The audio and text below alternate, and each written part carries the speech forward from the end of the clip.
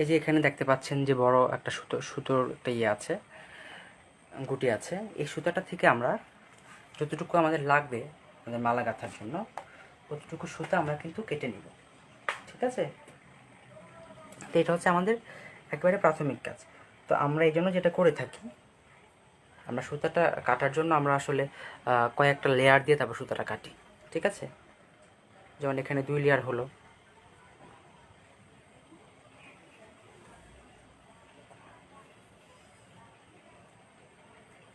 তিনটা হলো। তো এই 3টা লেয়ারের সুতা আমরা কেটে নেব। আপনারা চাইলে 4টাও দিতে পারেন, এটা ডিপেন্ড করে আপনার নিজের উপরে। আচ্ছা, তো এবার হচ্ছে আমরা জানবো আমরা আজকে আসলে প্রথম মালাটা আমরা কোন কোন ম্যাটেরিয়াল ইউজ করে আমরা বানাচ্ছি, কীভাবে আমরা প্ল্যানটা করছি, ঠিক আছে? আমরা যেহেতু শুরু থেকে কাজটা জানবো, শিখবো, সুতরাং একেবারে পার্ট বাই পার্ট প্রত্যেকটা অংশই আমাদের জানা উচিত। আচ্ছা, তো যেহেতু এখন বর্ষাকাল চলছে, একেবারে ঘোর বর্ষা বলতে পারি আমরা, তো শুধু বৃষ্টি তো চারিদিকে লেগেই আছে। তো আমরা বর্ষার একটা থিমে একটা মালা তৈরি করব, ঠিক আছে? যদিও এই থিমটা হয়তো খুব একটা পপুলার কোনো থিম না, কিন্তু একটু অন্যরকম থিম হলে যেটা হয় যে আপনারা একেবারে গভীরভাবে জানতে পারবেন আসলে। যেমন খুব কমন কিছু কিছু থিম থাকে, যেটা বললাম যে আপনাদেরকে তখন বোঝানোর জন্য, দুর্গাপূজা বা তারপর হচ্ছে পয়লা বৈশাখের উদাহরণ দিয়েছিলাম। কিন্তু এখন যেহেতু আমরা বর্ষা নিয়ে কাজ করছি, বর্ষার রঙগুলো কী হয় সেটা আমাদের জানতে হবে শুরুতেই। তো বর্ষায় মূলত আমরা যেটা দেখি যে একেবারে নীল রঙের একটা প্রাধান্য থাকে, ঠিক আছে? তো আমরা যেটা করব শুরুতেই আমরা নীল রঙকে প্রধান রেখে আমরা বাকি কাজগুলো করবো। যেমন আকাশের যে নীলটা হয়, হ্যাঁ, বা হচ্ছে হোয়াইট কালার চারদিকে একেবারে শ্বেত শুভ্র একটা ব্যাপার থাকে, সেই বিষয়টাকে আমরা চেষ্টা করবো আমাদের গহনার মধ্যে যদি আমরা নিয়ে আনতে পারি কিছুটা হলেও, ঠিক আছে? নিয়ে আসতে পারি যদি। আচ্ছা,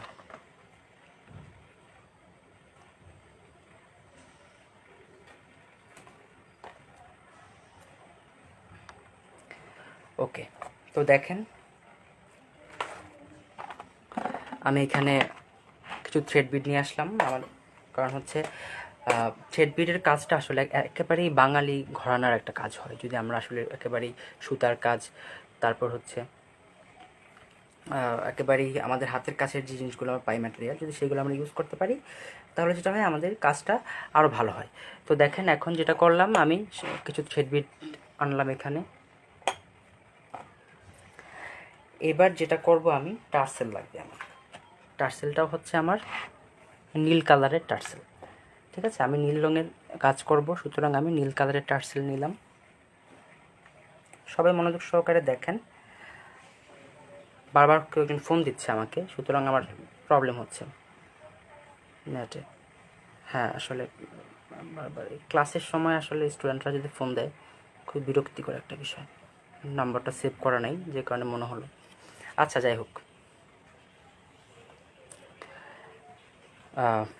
আমি সুতোটা নিয়ে নিলাম। এবার হচ্ছে আমি যেটা করব, একেবারেই প্রথম যে ধাপ সেটা হচ্ছে আমরা এই রক সুতাটা নিয়ে আমরা এটাকে আসলে সুতার মানে সুয়ের যে অল্টারনেটিভ সেইটা হিসেবে আমরা এখানে ইউজ করছি এই রক সুতাটাকে। ওকে, তো আমাদের টার্সেলের যে একটা প্রান্ত, এটার মধ্যে একটা আংটার মধ্যে একটা অংশ আছে, আপনারা দেখতে পাচ্ছেন, সেই অংশটা দিয়ে আমি রক সুতার সাহায্যে ক্রোশে সুতাটা আমি গেঁথে নিলাম। গেঁথে এবার আমি সুতাটা খুলে নিলাম, রক সুতাটা। বোঝার চেষ্টা করেন সবাই। কাজের সময় খুব একটা কমেন্ট করবেন না, কারণ আমি কাজে থাকবো, কমেন্ট আমি পড়ব না। বারবার যদি আপনাদের কমেন্ট পড়ি সেগুলো কিন্তু ক্লাসের জন্য খুব হ্যাম্পার হয়, ঠিক আছে? আচ্ছা, আমার নেটওয়ার্কে তো আমার কাছে মনে হচ্ছে ক্লিয়ার আছে। আচ্ছা, আমি একটু দেখছি, আপনারা একটু অপেক্ষা করেন, আমার নেটে কী প্রবলেম হলো আমি একটু দেখে নিচ্ছি।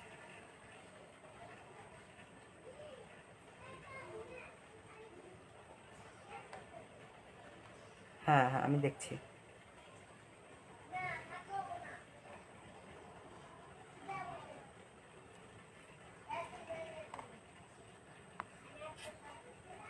এখন আশা করি দেখা যাচ্ছে।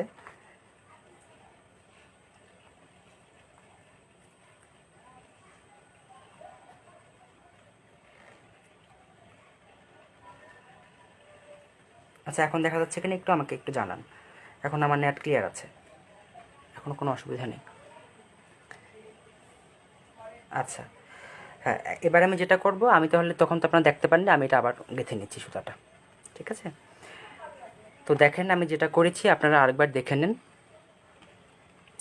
আমি এই যে আমার কাছে যে একটা রক সুতা আছে, রক সুতাটাকে আমি মানে এটাকে আসলে যেটা বললাম তখনও হয়তো শুনতে পাননি আপনারা, যে সুইয়ের যে অল্টারনেটিভ সেই হিসেবে এটাকে আমি ইউজ করছি, রক সুতাটাকে।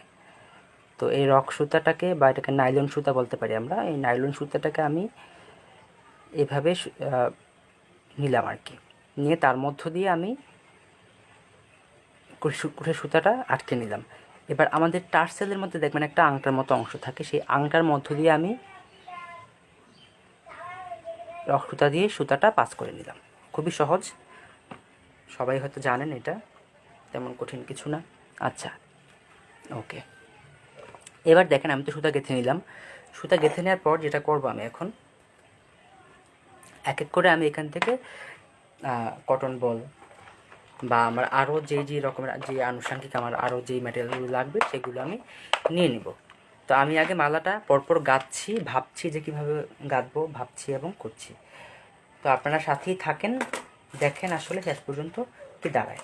এর মাঝে মাঝে অবশ্যই আমি জানাবো কীভাবে প্ল্যানটা করলাম, কীভাবে আসলে ডিজাইনটা আনা হলো, সেই বিষয়গুলো আপনাদেরও জানতে হবে। ওকে, আচ্ছা। তো চলেন, যেহেতু নীল নিয়ে আমরা কাজ করছি, আমি এখানে একটা নীল থ্রেড বিড নিয়ে নেব। আমার কাছে নীল কালারের থ্রেড বিড আছে, নীল কালারের অন্য কোনো বিড নেই, যে কারণে আমি নীল কালারের থ্রেড বিড নিয়ে নিচ্ছি। ওকে,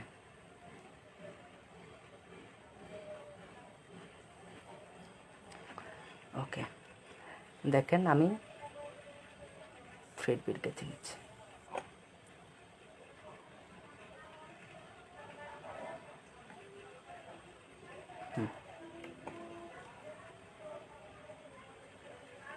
এবার যেটা করব,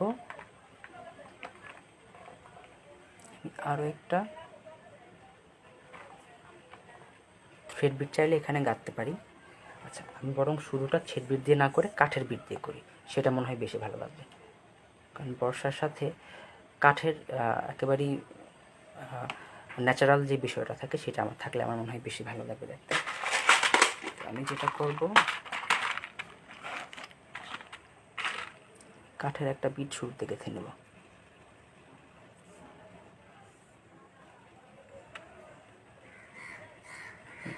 এই তো গাঁথা হয়েছে। এবার আমি থ্রেড বিট কাটবো।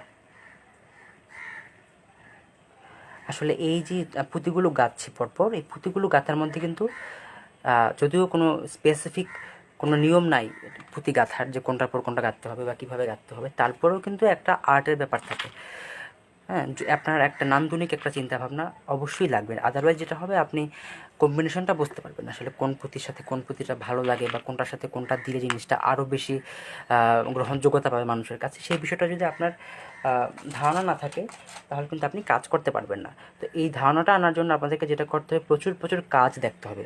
যারা যারা কাজ করছে গহনা নিয়ে, তাদের কাজগুলো যদি আপনারা দেখেন, বিভিন্ন পেজে গিয়ে বা বিভিন্ন ফ্যাশন হাউস শোরুমগুলো ঘুরে ঘুরে যদি আপনারা জুয়েলারির কাজগুলো দেখেন, তাহলে যেটা হবে আপনারা এই ব্যাপারে আরও ক্লিয়ার কিছু কনসেপ্ট পেয়ে যাবেন, ঠিক আছে? কারণ আপনি কাজ করবেন কিন্তু কাজ আপনি দেখেননি, আপনি কাজ ব্যাপারে জানেন না, আপনি হয়তো পদ্ধতি জানেন, কিন্তু সেই কাজটাকে অর্গানাইজ করার জন্য যে ডিজাইনের যে ভ্যারাইটি, সেটা আপনার যদি ধারণা না থাকে, নলেজ না থাকে, তাহলে আপনি কিন্তু কাজগুলো করতে পারবেন না। সুতরাং আপনাদের যেটা করতে হবে, পদ্ধতিটা তো আমি দেখিয়ে দিচ্ছি, শেখাচ্ছি আপনাদের, কিন্তু আপনাদের নিজস্ব কিছু হোমওয়ার্ক বা নিজস্ব কিছু অবজারভেশন রাখতে হবে, এক্সপেরিমেন্ট আপনাদের থাকতে হবে, আদারওয়াইজ আপনারা কখনোই ভালো ডিজাইনার হতে পারবেন না। ওকে, তো চলেন তারপরের যে অংশটা গেঁথে নিলাম। এবার যেটা আমি করব,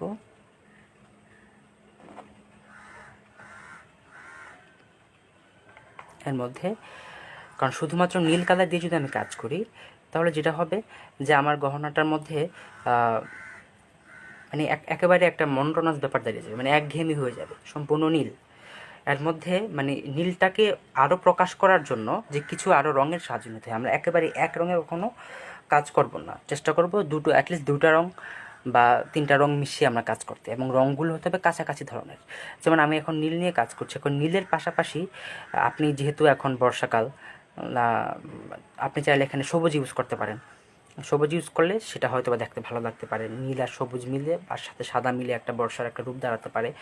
যদি আপনি চান যে না সবুজটা বেশি এখানে চোখে লাগবে, নীলটাকে ছাপিয়ে সবুজটা চোখে লাগবে, তখন আপনি কী করবেন, নীলটা ইউজ করবেন, ঠিক আছে, কিন্তু সবুজটা আপনি সেখান থেকে স্কিপ করে দিবেন। কারণ বর্ষার রং বলতে আমরা কিন্তু নীল, সবুজ, সাদা এগুলোকে কিন্তু বুঝি। তো আমার কাছে মনে হচ্ছে যে সবুজটা এখানে খুব একটা পারফেক্ট, মানে আমার কাছে মনে হচ্ছে না যে সবুজটা ছাড়াই কিন্তু আমি কাজ করতে পারি। সুতরাং আমি এখানে সবুজটা ইউজ করছি না। আপনারা দেখেন যে আমি এখানে শুরুতে নীল দিলাম, নীল দেওয়ার পর আমি চাচ্ছি এখানে নীলের কাছাকাছি একটা রঙ ইউজ করতে, যেমন একটা বেগুনি রঙ, ঠিক আছে। অল্প করে যদি আমি একটা বেগুনি রঙ এখানে ইউজ করি, এতে করে যেটা হবে নীলটা আরও বেশি প্রকাশিত হবে। নীলের সাথে কোনো মানে ইনজাস্টিস করা হবে না এখানে বর্ষার সাথে। যদিও সবুজেও সেটা হতো না, কিন্তু সবুজটা মানে খুব একটা মানে পারফেক্ট আমার কাছে মনে হচ্ছে না, সে কারণে আমি সবুজটা এখানে ইউজ করব না। আপনি যখন কাজ করবেন, আপনি যখন ডিজাইনার, তখন আপনার চিন্তাভাবনা হতে হবে নান্দনিক, এবং অবশ্যই রঙের সাথে আপনার থিমের সাথে বা আপনি কোন শ্রেণীর মানুষের জন্য কাজটা করছেন সেই সেই বিষয়টা মাথায় রেখে কাজ করতে হবে। এখন আমি যদি এখানে সবুজ ইউজ করি, আমি হয়তো এক শ্রেণীর মানুষের কাছে আমি গ্রহণযোগ্যতা পাবো, ঠিক আছে, কিন্তু একটা বৃহৎ একটা শ্রেণী বা একটা খুব মানে যেটা হয় যে আমাদের দেশে অনেকেই কিন্তু মানে সবুজ রঙটাকে খুব একটা প্রেফার করি না আমরা, মানে স্পেসিফিক বর্ষার যে কাঁচা সবুজ যেটা, সেই রঙটাকে অনেকেই প্রেফার করে না। সুতরাং সেই সবুজটা আমি অ্যাভয়েড করে গেলাম না আমার গহনাটাকে আরও বেশি গ্রহণযোগ্য করে তোলার খাতিরে।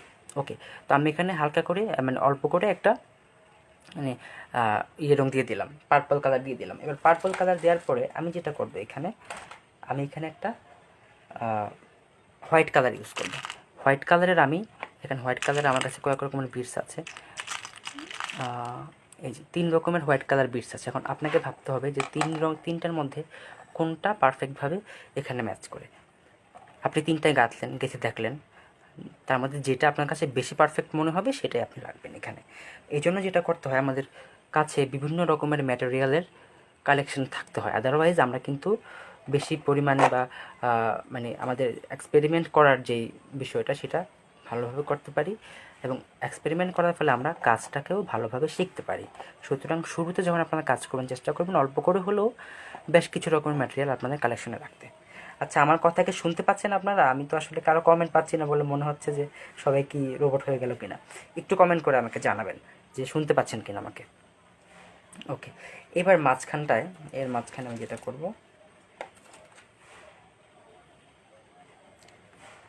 আমি একটা মেটালের বিড ইউজ করব, ঠিক আছে। এখন মেটালের বিড আমার কাছে বেশ অনেকগুলো রকমের আছে। কথাগুলো কিন্তু খুব ইম্পর্টেন্ট, কাজ কিন্তু সবাই করতে পারবেন আপনারা, কাজের পদ্ধতি কঠিন কিছু না। কথাগুলো যদি মনোযোগ দিয়ে শুনেন, যে পরিকল্পনার বিষয়টা যদি আপনাদের ধারণায় থাকে, তাহলে আপনারা কিন্তু ভালো কাজ করতে পারবেন। কারণ যে কোনো মানুষ ধরেন কিছু বুঝে না, একেবারেই ধারণা নেই, তাকে দিলেও কিন্তু সে পুঁতি গেঁথে দিতে পারবে, তার তার বোধ অনুযায়ী কিন্তু সে পুঁতি গেঁথে দেবে, এবং সে কিন্তু সেটা দিয়ে কিন্তু গহনা তৈরি করা যাবে। কিন্তু আপনি যখন কাজ করবেন, যখন আপনি ডিজাইনার, আপনি যখন ভালো ডিজাইন করতে চাইবেন, তখন আপনাকে অবশ্যই ধারণা রাখতে হবে ভালো ভালো, একেবারেই নান্দনিক বিষয়টা আপনাকে মাথায় রাখতে হবে। আচ্ছা, তো শুরুতে আমি বড় বিটটা দিচ্ছি।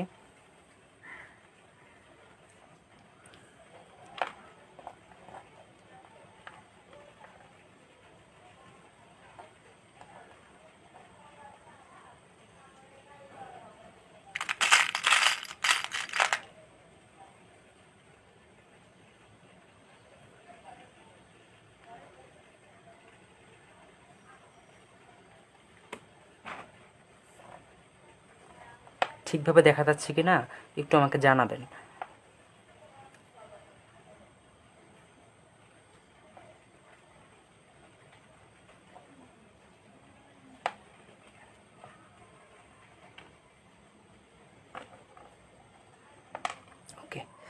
এবার আমি যেটা করব, আমি এতক্ষণ যা যা করলাম, এই পাশে যা যা করলাম সেই অংশটা আমি আবার এই অংশে রিপিট করব।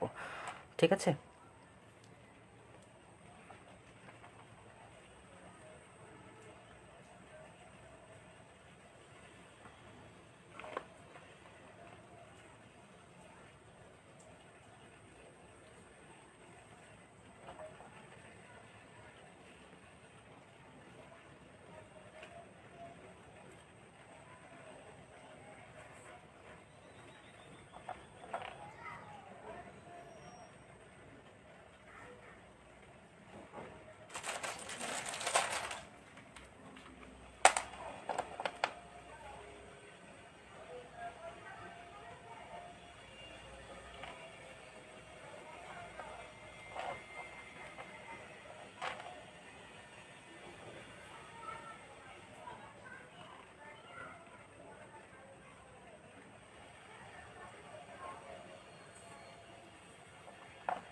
আচ্ছা, এই পাশে যা যা করেছিলাম আমি সেই অংশটাই আমি আবার এই পাশে আমি রিপিট করলাম।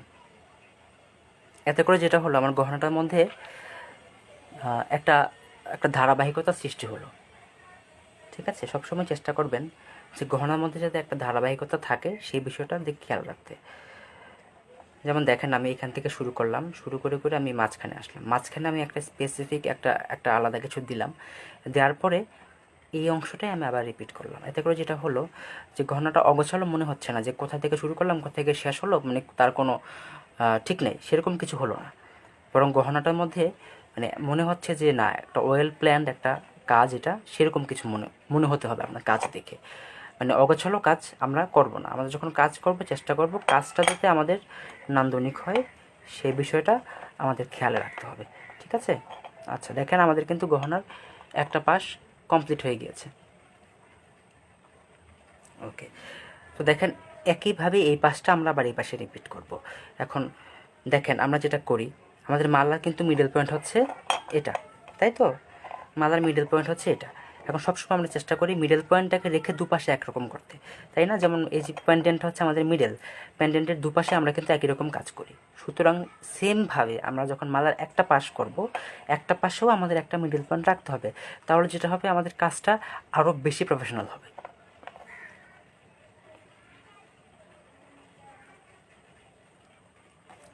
সুইটা হচ্ছে আপু রক সুতা। রক সুতাটা দিয়ে আমি এটাকে আমি শুয়ের অল্টারনেটিভ হিসেবে ব্যবহার করছি। সুতাটাকে আমি জাস্ট ডাবল করে নিয়েছি, দেখেন ডাবল করে নিয়েছি আমি সুতাটা, ডাবল করে নিয়ে তার মধ্য দিয়ে আমি এইভাবে কাজটা করছি।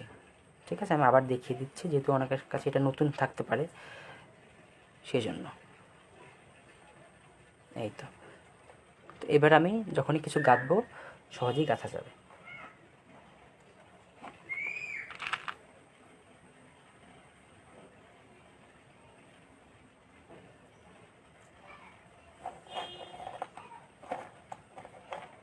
ছোট এই পুঁতিটা।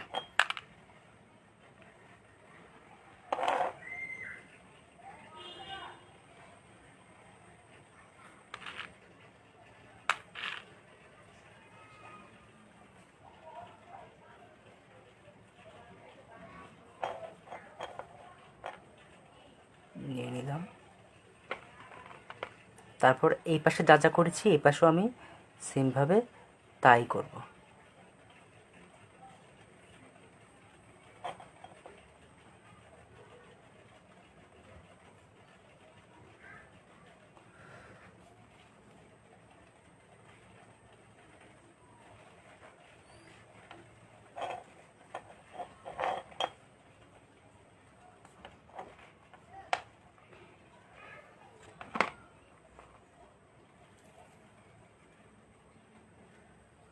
আবার গাঁথলাম নীল। এবার আমি একটা বেগুনি গাঁথবো।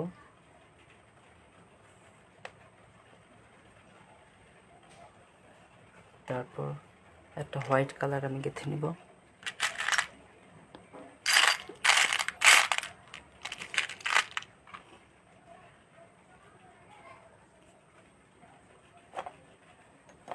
হোয়াইট কালার গেঁথে নিলাম।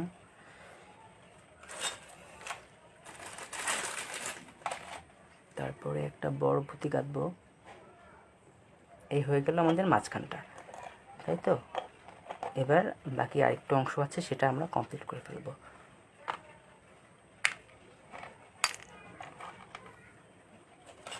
একেবারেই বেসিক গহনা তৈরি পদ্ধতি, ঠিক আছে, একেবারে কঠিন কিছু না, খুবই সহজ পদ্ধতি গহনা তৈরি করা।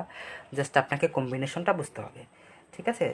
আপনি কোন পুঁথির সাথে কোন পুঁথি মিশাবেন, কোনটার কাজ কি, সেগুলো জানতে পারলেই আপনি আপনার নান্দনিক যে চিন্তাভাবনা সেটা কাজে লাগিয়ে আপনি ভালো ভালো গহনা বানাতে পারবেন। গহনা বানানো খুবই সহজ একটা কাজ, একেবারেই এর মধ্যে কঠিন কিছু নেই।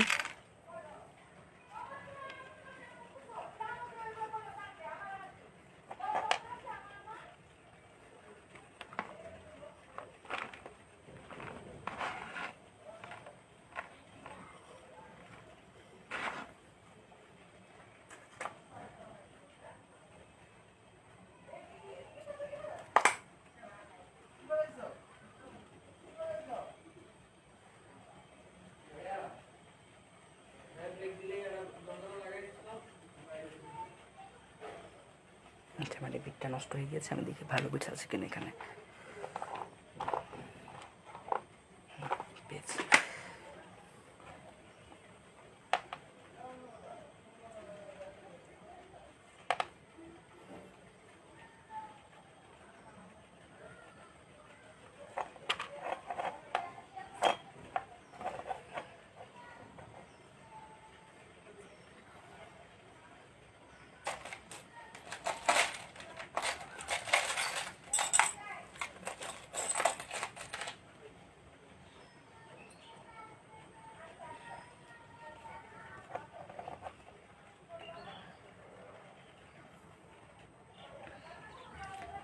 তারপর হচ্ছে আমাদের একেবারে শেষ যে পুঁথিটা সেটা গেঁথে নেব।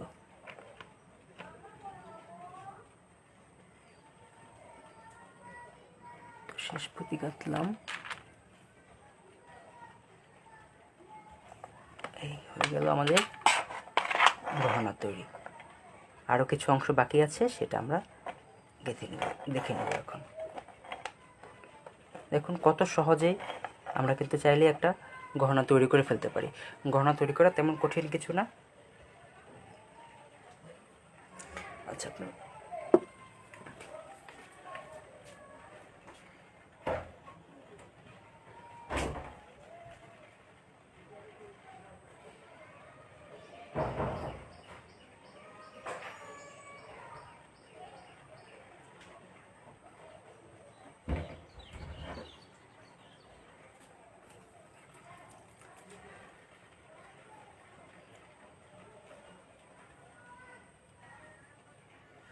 আচ্ছা, তো এবার দেখেন আমরা যেটা করব, এবার আমাদের টার্সেলের যে আরেকটা অংশ ছিল আমাদের কাছে, সেই অংশের সাথে আমরা এটা জুড়ে দিব। মানে আমাদের এখানে বাঁধন দিতে হবে। বাঁধন দেওয়ার কিন্তু একটা টেকনিক আছে। শুধুমাত্র মাঝখানে এসে আমি গিট দিয়ে দিলাম দায় সারাভাবে, তাহলে কিন্তু হবে না। আসলে আমরা হয়তো সাধারণভাবে যেটা ভাবি সেভাবে তো আসলে গহনা তৈরির কাজগুলো সেভাবে করা যায় না। আমাদেরকে একটু ক্রিটিক্যালি ভাবতে হবে, একেবারে নিখুঁতভাবে চিন্তা করতে হবে। সুতরাং আমরা চাইলেই এই প্রান্তে একটা গিট দিতে পারবো না। আমাদের গিট দেওয়ার জন্য কিছু পদ্ধতি অবলম্বন করতে হবে, সেটা সবাই একটু মনোযোগ সহকারে দেখেন। আশা করি আপনাদেরকে সহজভাবে বোঝাতে পারবো। আচ্ছা, দেখেন, তো আমার এখানে কাজ করার পরে যতটুকু সুতা আমার এখানে রয়ে গেছে, সেই সুতাগুলোকে আমি দুইটা ভাগ করে নেব। মানে যতগুলো লেয়ার আছে এখানে এখানে সম্ভবত 6টা লেয়ার আছে। তো এই 6টা লেয়ারকে আমি তিনটা তিনটা করে ভাগ করে নিচ্ছি। এই তো 6টা লেয়ার আমার। তো এবার এর মধ্যে থেকে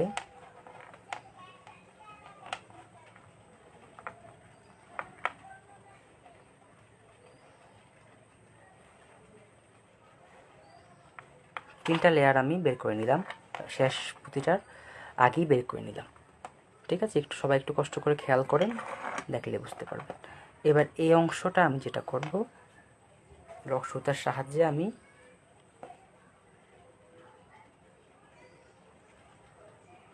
ওই একটা অংশে সুতাটা পাস করে নেব। একেবারেই সহজ একটা কনসেপ্ট, একটু মনোযোগ সহকারে দেখলে বুঝতে পারবেন, কোনো ডেসক্রিপশনের প্রয়োজন নেই এখানে। একটা অংশকে আমি পাস করিয়ে নিলাম। এটা তো এখানে এখানে জাস্ট একটা পুঁতি বাদ দিয়ে আমরা গিট দিব, যে কারণে একটা পুঁতিটা ওখানে রাখলাম। এবার আমি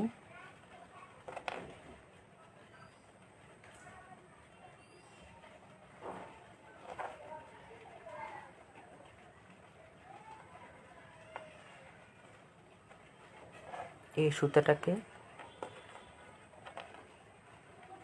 কাঠের প্রতি মাঝখান দিয়ে নিয়ে আসলাম। এখন দুটো সুতা পাশাপাশি চলে আসলো। এবার চাইলে আমরা এখানে গিট দিতে পারবো। তো তার আগে আমাদের কিছু কাজ আছে, সেটা হচ্ছে এখানে টাইট করে নিতে হবে। এটাকে টাইট না করলে তো জিনিসটা ভালো হবে না, সুতরাং টাইট করে নিলাম। টাইট করে নিয়ে এবার আমরা এখানে একটা গিট দেব, মানে একেবারে প্রান্তে গিট না দিয়ে আমরা একটা সুতা মানে একটা পুঁতি রেখে তারপর গিট দেবো, একটা পুঁতির ভিতর দিয়ে এনে। আচ্ছা, এখন এই গিটটা দেওয়াটা নির্ভর করে আপনাদের নিজেদের উপরে। আপনার চাইলে লুজ করে বানাতে পারেন বা একটু টাইট করে বানাতে পারেন, যার যেরকম পছন্দ। তবে খুব বেশি টাইট করা যাবে না, তাহলে কিন্তু মালাটা ঠিকভাবে গলায় সেট হয়ে থাকবে না। একটু আপনাকে ফ্লেক্সিবল রেখে গিটটা দিতে হবে। দেখেন, এবার দেখেন, আপনি কিন্তু চাইলে এখানে কাটতে পারেন, কিন্তু আমরা এটাকে এখানে কাটবো না। আমরা এটাকে আবারও একটা পুঁতির মধ্য দিয়ে নিয়ে তারপর কাটবো। এতে করে যেটা হবে, গহনাটা মানে এটার শেষ অংশটা কারো চোখে পড়বে না, বরং গহনাটার মধ্যে আরও প্রফেশনাল একটা ভাব চলে আসবে। মানে কাঁচা হাতের যে কাজের ব্যাপার থাকে, সেই বিষয়টা গহনাটার মধ্যে পরিলক্ষিত হবে না এখানে।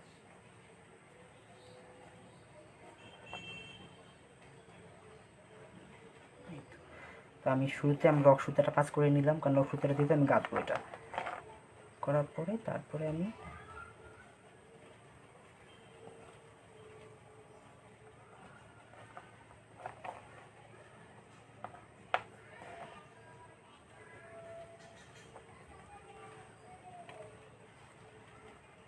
ওটা ঠিকভাবে গাঁথা হয়নি, সুতাটা শেষ এখন টাইট হয়ে গিয়েছে, সব কিছু একবার টাইট করে গেঁথেছি এখানে, যে কারণে একটু আপনাকে ধৈর্য সহকারে এই কাজটা করতে হবে।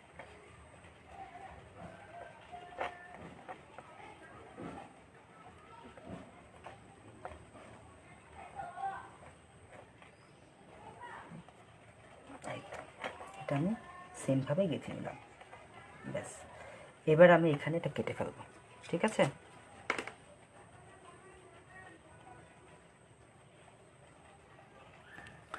আচ্ছা, আমার নেটে কোনো সমস্যা নেই এখন।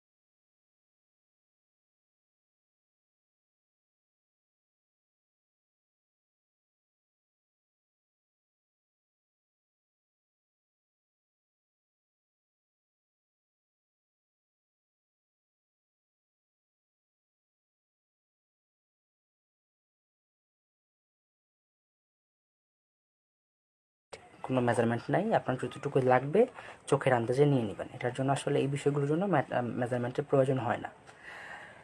আরেকজন প্রশ্ন করেছে যে মালাটার কত ইঞ্চি হলো, তাই তো?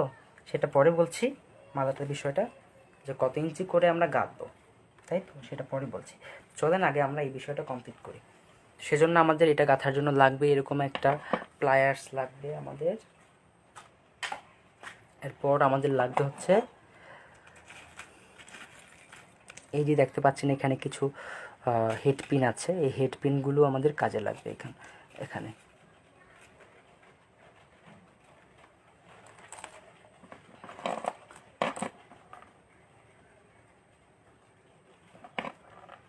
এবার আমরা এখানে একটা কাটার আছে, এখানে কাটার দিয়ে কেটে নিলাম। কাটার দিয়ে কেটে এই অংশটাকে আমরা একটু মুড়িয়ে নিব, এই তো এইভাবে।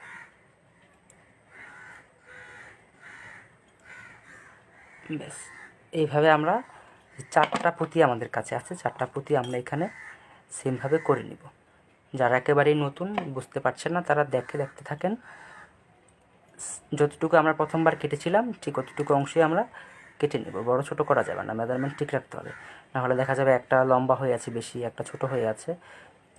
যাতে সেই বিষয়টা না হয় আমাদের সেদিকে খেয়াল রাখতে হবে।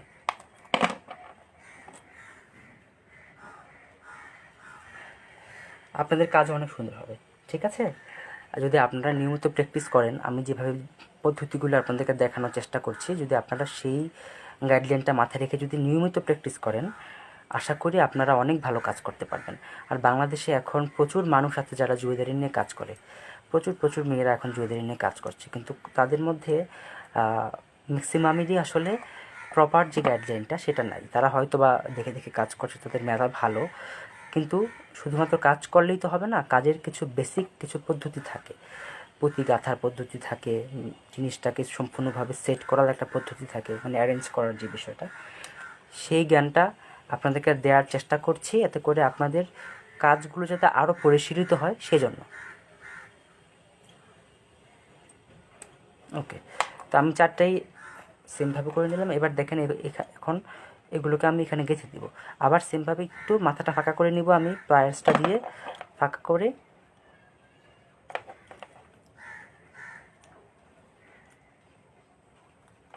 এভাবে আমি এখানে গেঁথে দেব। গেঁথে আমি প্লায়ার্সটা দিয়ে আমি এটাকে টাইট করে নিব, একটু চাপ দিব, প্লায়ার্সটা দিয়ে চাপ দিলে এটা টাইট হয়ে যাবে।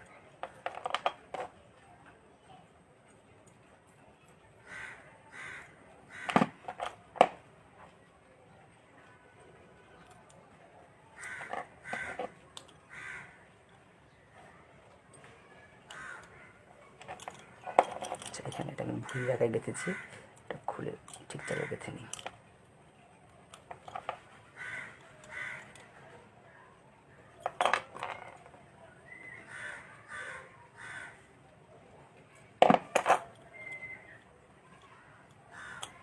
মানে এখানে তো প্রায় অনেকগুলো ছিদ্র আছে, তো সবগুলোর মধ্যে না গেঁথে একটা পরপর আঁকে কাটলাম।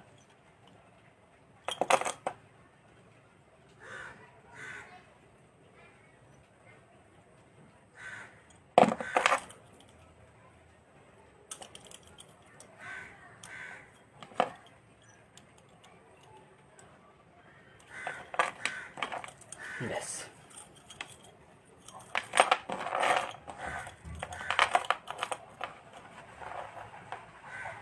পুঁতি গাঁথা কমপ্লিট, ঠিক আছে? তো এই হলো আমাদের সহজভাবে একটা গহনা তৈরি। এটা হচ্ছে আমি একটা স্যাম্পল ডিজাইন আপনাদেরকে দেখালাম, এরকম শত ডিজাইন আপনারা করতে পারবেন। আপনাদের হচ্ছে নিজেদের পছন্দ অনুযায়ী, নিজেদের রুচি অনুযায়ী, যাদের জন্য করছেন তাদের রুচি অনুযায়ী, তাদের পছন্দ অনুযায়ী, বা কোন প্রোগ্রামের জন্য করছেন সেইটা ভেবে আপনারা যখন কাজ করবেন তখন দেখবেন আপনাদের কাজগুলো অনেক ভালো হচ্ছে, ঠিক আছে? গহনা তৈরি করা একদমই কঠিন কিছু না, যদি আপনার বেসিকটা ক্লিয়ার থাকে তাহলে, ঠিক আছে? আচ্ছা, তো গহনাটা বানানোর পরে আপনারা একটু সবাই গহনাটার দিকে ভালো করে তাকিয়ে দেখেন, একটু মনোযোগ সহকারে দেখবেন, মানে অবজারভেশনটা তো আসলে খুব ইম্পর্ট্যান্ট এখানে। আপনারা যদি কোনো একটা গহনা দেখার পর যদি সেটাকে আগাগোড়া ভালো মতো অবজার্ভই করতে না পারেন যে এটার মধ্যে আসলে কী ইউজ করা হয়েছে, কী ভেবে ইউজ করা হয়েছে, যদি একটু চিন্তা না করেন, তাহলে কিন্তু আপনারা আলটিমেটলি ভালো কাজ করতে পারবেন না। তো আপনারা একটু 2 মিনিট এটার দিকে দেখেন, আমি একটু কমেন্টগুলো পড়ি।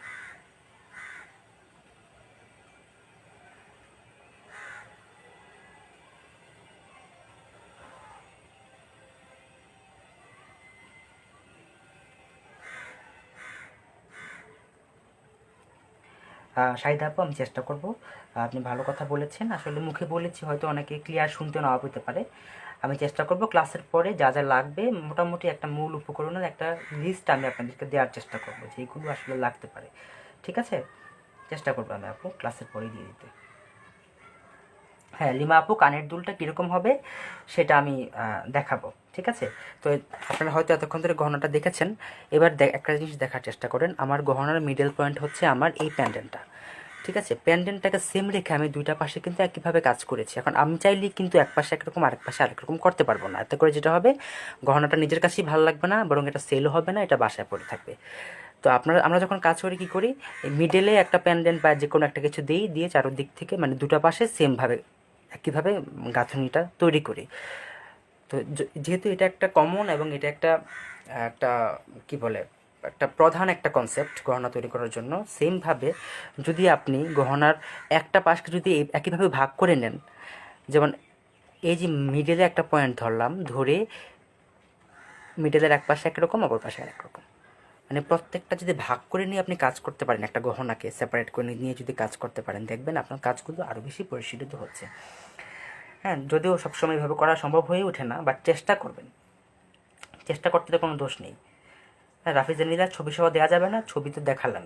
ঠিক আছে,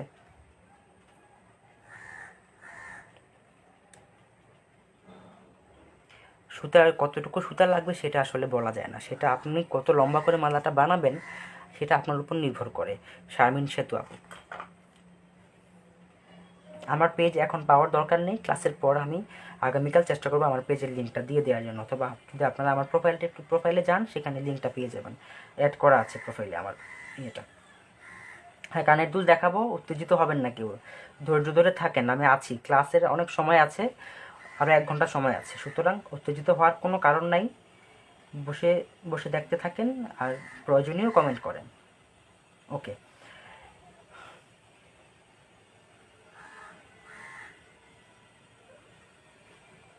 হ্যাঁ সামির আপু দেখতে পেয়েছেন, হালকা করে চাপ দিয়ে কাজটা করতে হবে, না হলে জিনিসটা সুন্দর হবে না। ওকে, তো এবার যে যে কথাটা বলবো আমি, তাহলে এর আগে যেটা করি, আমি দুলটা বানিয়ে নিই, এটার সাথে একটা দুল বানিয়ে তারপর আমি বরং আপনাদেরকে গহনার লং বিষয়টা বা প্রাইজিংয়ের বিষয়টা আপনাদেরকে বলি। আচ্ছা, তো এখন যখন আমরা দুল বানাবো, দুল বানানোর সময় আমাদের একটা বিষয় খেয়াল রাখতে হয়, সেই জিনিসটা হচ্ছে আমাদের গহনার মধ্যে ঝুলন্ত কিছু আছে কিনা। ঠিক আছে, যদি ঝুলন্ত কিছু থাকে তাহলে সেই ঝুলন্ত জিনিসটাকে নিয়ে আমরা আসলে তৈরি করি আমাদের দুলটা। যেমন আমার এখানে ঝুলন্ত জিনিস হচ্ছে আমার এটাকে বলতে পারি হচ্ছে আমাদের ড্রপ বিটসগুলো আর কি। এই ড্রপ বিটসগুলো আমার কাছে আর আনফর্চুনেটলি আমার কাছে একটাই আছে, সুতরাং আমি একটা দিয়ে দুল বানিয়ে দেখাবো আপনাদেরকে, আশা করি আপনাদের কোনো অসুবিধা হবে না। ঠিক আছে, একটা যেরকমভাবে হবে দুইটা করি। ফাতেমা আপু, প্রোফাইল জিনিসটা কি সেটা আশা করি আপনি বুঝেন। প্রোফাইল বলেছিলাম যে আমার প্রোফাইলে গেলেই আপনি পেয়ে যাবেন, তো এটা নিয়ে।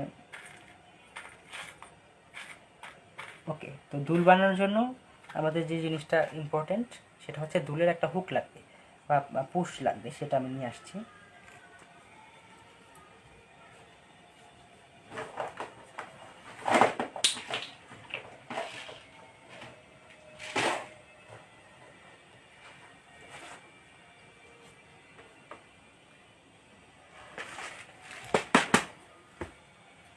জিনিসপত্র আসলে চারোদিকে ছড়ানো ছিটানো থাকে, একটু খুঁজে বের করে নিতে হয়। নাজমিন আপু, খরচের বিষয়টা বলবো, আমি কি গহনাটা বানাই, বানানোর পরে আসলে খরচের বিষয়টা মাথায় আসবে, আমি আপনাদের যখন প্রাইজিংয়ের বিষয়ে ধারণা দিব তখন আসলে এটা নিয়ে আমি বলবো যে আসলে কীরকম খরচের মধ্যে কীরকম গহনা আপনারা বানাবেন। আমি আসলে অনলাইনে কিনি রাফিজ আপু, আমি মার্কেটে যে কিনার আসলে মার্কেটে খুব ভ্যারাইটি পাওয়া যায় না, যে কারণে আমি সবসময় অনলাইনে জিনিসপত্র কিনি। এবং বাংলাদেশে আপনারা দেখবেন যারা অনলাইনে খুব ভালো ভালো কাজ করছে এবং পপুলার যাদের পেজগুলো আছে সবাই অনলাইনে ম্যাটেরিয়াল কিনে। তো চলেন আমরা এখন এটার জন্য একটা দুল বানাই। দুল বানানোর জন্য আমাদের যেটা লাগবে সেটা হচ্ছে একটা হেড পিন লাগবে। হেড পিনের সাথে আমি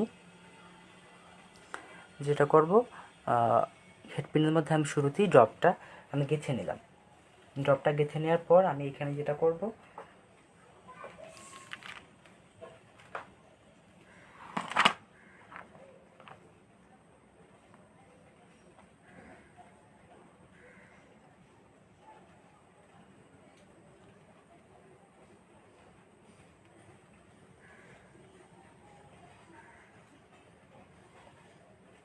অথবা যদি এটা যদি না চান, যদি এটা ভালো না লাগে, সেক্ষেত্রে যেটা করবেন আপনারা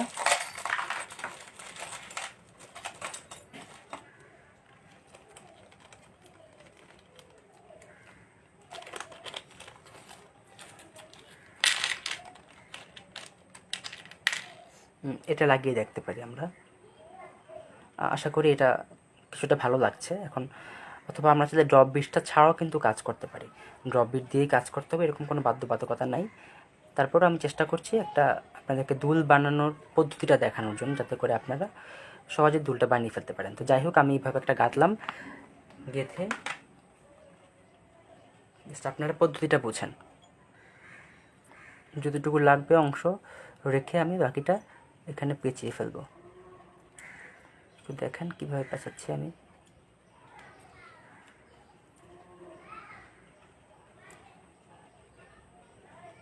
এই তো। এবার এই যে আমাদের কাছে যে কানের দুলের যে হুকগুলো আছে, সেই হুকটা আমি এখানে গেঁথে দিব।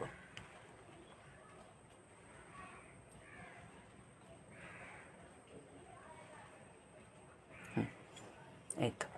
তো চাইলে এই সেমভাবে কিন্তু আপনারা দুলও বানাতে পারেন। দুল বানানো আসলে খুবই সহজ। আপনাদের জাস্ট একটা লম্বা পিন লাগবে। এরকম পিন কিন্তু আরও বিভিন্ন রকমের পিন হয়। আরেক রকমের পিন হয়, সেটা হচ্ছে আমি যে হেড পিন দেখালাম আপনাদেরকে, আই পিন বলে একটা পিন হয়। সেই পিনটার মাথাটা হচ্ছে গোল করা থাকে। এই দেখেন, মাথাটা একটু গোল করা। তো আমরা যখন আমাদের কখন কখন এরকমও লাগতে পারে, হয়তো আমরা মাথায় কিছু ঝুলাবো, সেটা ভেবে হয়তো আমাদের এই দুলটাও এই পিনটাও কাজে লাগতে পারে। এখন হেড পিনের কাজে লেগেছে, তাই বলে হেড পিনটা লাগিয়েছি। যখন আপনাদের মনে হবে আপনাদের এই পিনটাও লাগতে পারে কাজে কোনো কিছুর জন্য, এটা দিয়ে ইউজ করতে পারেন। দুটোর কাজ প্রায় সেম। আচ্ছা,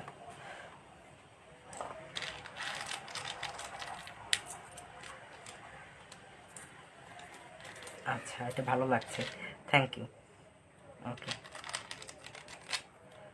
দেবপ্রিয়া, আমি ক্লাসেই শুরুতেই বলেছিলাম যে আমি অনলাইনের লিঙ্কটা আমি দিয়ে দিব, আপনারা যেখান থেকে কিনতে পারবেন। সুতরাং উত্তেজিত হওয়ার বা বারবার একই প্রশ্ন করার কোনো দরকার নেই। আমি বলে দিব আপনাদেরকে চট্টগ্রামে কোথায় পাওয়া যাবে, সেটা নিয়ে শুরুতেই বলেছি যে আমি সেটা জানি না।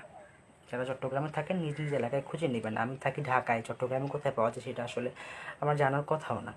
তবু আমি আনুমানিক একটা জায়গার কথা বলেছিলাম, চকবাজারে, আপনাদের চিটাগাংয়ে, সেখানে খুঁজে দেখতে পারেন, পেতে পারেন। অথবা অনলাইনে লিঙ্ক তো দেওয়াই হবে, অনলাইনে কিনে নেবেন। অনলাইনে বরং আরও ভালো ভালো জিনিস পাবেন মার্কেটের চেয়ে। যাই হোক, আমাদের তো মালা তৈরি কমপ্লিট হয়ে গেল। এখন আমার কাছে ড্রপ বিট একটা আছে বলে আমি একটা দেখাতে পেরেছি। আপনারা দুটো দুল দোকানের জন্য বানিয়ে নেবেন যখন কাজ করবেন আপনারা। আচ্ছা, যাই হোক, তো এবার দেখেন যেটা আমাদের হিসাব করতে হবে যে আমাদের গহনাটা আসলে আমরা কত টাকার মধ্যে বানাবো, কতটুকু লম্বা বানাবো এবং কত দামে সেল করব। এটা হচ্ছে গহনা বানানোর জন্য বা ব্যবসায়িক দিকে যাওয়ার জন্য একটা প্রাথমিক একটা বিষয়। সাপোজ আপনি একটা গহনা বানালেন, সেই গহনাটা আপনি খুব লম্বা করে বানালেন, ঠিক আছে, লম্বা করে বানালেন, সেখানে আপনি অনেক অনেক দামি দামি ম্যাটেরিয়াল আপনি সেখানে ইউজ করলেন। কিন্তু আপনি যখন সেখানে সেল করতে গেলেন জিনিসটা, দেখলেন যে আপনার কাস্টমার নেই। কাস্টমার নাই কেন? কারণ আপনি এটা বানাতে আপনার প্রচুর খরচ হয়েছে। সেল আপনি তো অবশ্যই এর চেয়ে আরও বেশি দামে সেল করবেন। আপনার পারিশ্রমিক, আপনার ম্যাটেরিয়ালের কস্ট, আপনার যাতায়াত ভাড়া, সব কিছু মিলিয়েই তো আপনি একটা কস্ট ধরবেন, তাই তো? তখন দেখা গেল যে আপনার কাস্টমার পাচ্ছেন না, কারণ দামটা বেশি। সুতরাং বাংলাদেশের মানুষের যে মেন্টালিটি, বাংলাদেশের মানুষের যে সামর্থ্য, সেইটাকে মাথায় রেখে আপনাকে গহনার দাম নির্ধারণ করতে হবে, ঠিক আছে? হ্যাঁ, ওই পিনটা দিয়ে একই কাজ। যখন কাজ করবেন নিজেরা, এটা আপনাদের এক্সপেরিমেন্ট। টিচার সব কিছু দেখায় না, টিচার সূত্রটা ধরিয়ে দেয়। এক্সপেরিমেন্ট করার বিষয়টা হচ্ছে স্টুডেন্টদের। পিনের কাজটা তো দেখালাম, এবার আরও যদি মার্কেটে আরও বিভিন্ন রকমের পিন পান, সেগুলো দিয়ে এক্সপেরিমেন্ট করার দায়িত্ব আপনাদের। আচ্ছা,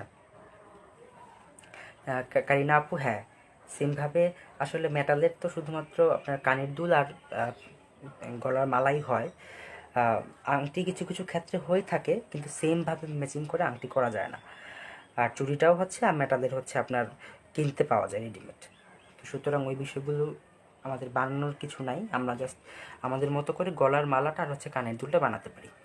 ওকে, তো এবার যে প্রসঙ্গে ছিলাম, আপনারা এখন অন্য প্রসঙ্গে কোনো কথা বলবেন না, যে পয়েন্টে আছি সেই পয়েন্ট নিয়ে প্রশ্ন করবেন। সুতরাং দুলটা দেখতে না পেলে দুলটা ক্লাসের পর আবার দেখে নেবেন, ঠিক আছে? আপনি দেখতে পাননি, সেটা আপনার ব্যর্থতা। ওকে, আমি বলছি আমাকে কিন্তু কেউ ডিস্টার্ব করবেন না, যে যে পয়েন্টে আছে সেই পয়েন্ট নিয়ে প্রশ্ন করবেন, বারবার করে বলছি আমি। এটা কিন্তু খুবই হ্যারাসিং একটা ব্যাপার। সবাই এখানে, আপনি একা নেই, ক্লাসের মধ্যে 80 জন মানুষ আছে, সুতরাং সবার বিষয়টা মাথায় রাখতে হবে।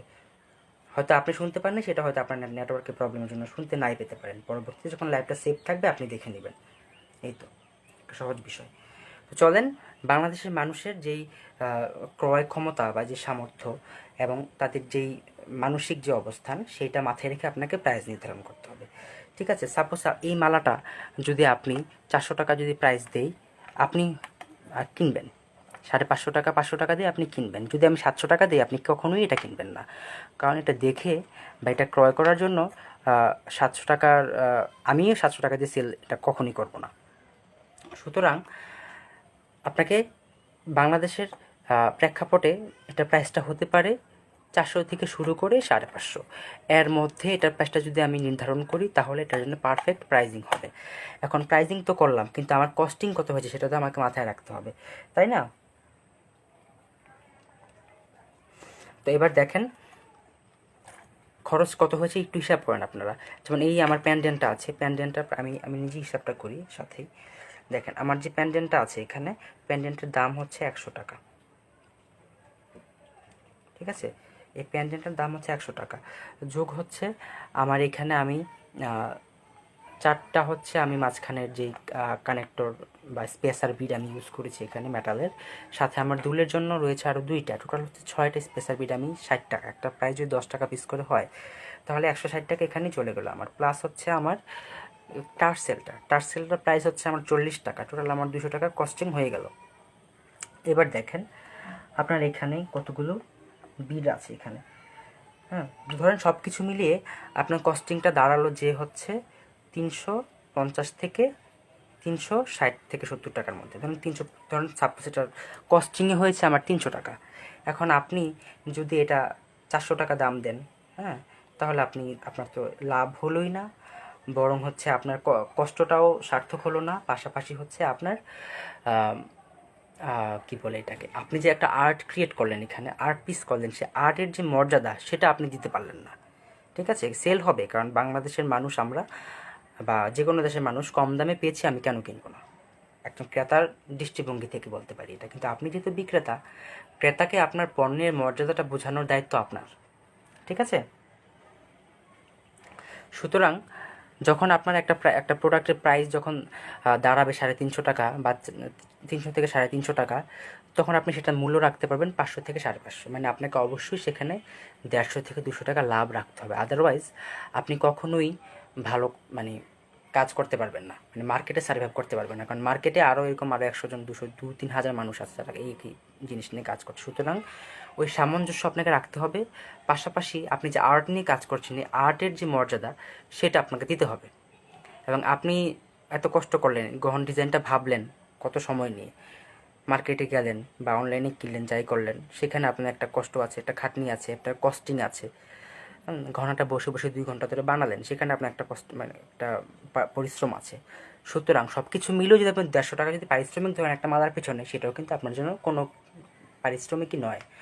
সুতরাং সবসময় চেষ্টা করবেন 150 থেকে 200 টাকার মধ্যে মালার কস্টিংটা বাদ দিয়ে তার উপরে 200 থেকে 150 টাকা, 150-200 টাকা বা 300 টাকা যাই রাখেন না কেন আপনি, সেরকম একটা বাড়িয়ে আপনি প্রাইসটা ধরবেন। এখন আপনাদের হতে পারে যে মালাটার লম্বাটা কতটুকু রাখবেন। এখন আপনারা যেহেতু মালাগুলো পরে থাকেন, সুতরাং আপনারা নিশ্চয়ই জানবেন যে কতটুকু লম্বা করে মালাগুলো আসলে পরতে হয়। তো তো সেইটা মাথায় রেখে আপনারা মালাগুলো বানাবেন এবং অবশ্যই বাজেটটা রাখবেন 300 থেকে 350 বা 250 থেকে 350-র মধ্যে বাজেট রাখবেন। আদারওয়াইজ কখনোই আপনি সেটা মানে সেটা সেল হওয়ার প্রবণতা কমে যাবে। সেল হয়তো হয়তো হবে, কিন্তু সেল হওয়ার হারটা কমে যাবে। সুতরাং আপনাকে অবশ্যই বাজেট রাখতে হবে একটা মালার পিছনে 250 থেকে 350। এই বাজেটের মধ্যে আপনি এই বাজেটের মধ্যে ম্যাটেরিয়াল এনে একটা মালা তৈরি করবেন এবং আপনাকে যতটুকু লম্বা করা যায় ওই বাজেটের মধ্যে অতটুকু লম্বা করে বানাবেন। এবং সাথে তো আপনার অ্যাডজাস্ট করার জন্য তো আপনার টার্সেল রয়েছে। আপনি যতটুকু লম্বা করে পড়তে চান আপনি লম্বা করে পড়তে পারবেন, বা ছোটো করে পড়তে চাইলে ছোটো করে পড়তে পারবেন। ঠিক আছে? তো এই গেল হচ্ছে আপনার টার্সেলের বিষয়টা। ঠিক আছে? বা মালার কোস্টিংয়ের এই বিষয়টা, আর হচ্ছে কতটুকু লম্বা করে বানাবো সেই বিষয়টা। বসানো কানের দুল বানানোর জন্য হচ্ছে আপু এরকম টপ পাওয়া যায় কিনতেই। আপনি টপটা গ্লু দিয়ে লাগিয়ে নেবেন। ঠিক আছে? ওকে, আচ্ছা। তো এখন বাজে কয়টা? এখন 4:22 বাজে। আমি একটা ব্রেক নিতে চাচ্ছি। আমি 4:30টার সময় আবার আসবো। এসে আমরা আরেকটা মালা তৈরি করে দেখব। ঠিক আছে? দেখে আমরা আপনাদের সাথে কিছুক্ষণ কথাবার্তা বলে আমরা আজকের মতো ক্লাস শেষ করব। ঠিক আছে? আবার 4:30টায় আসছি।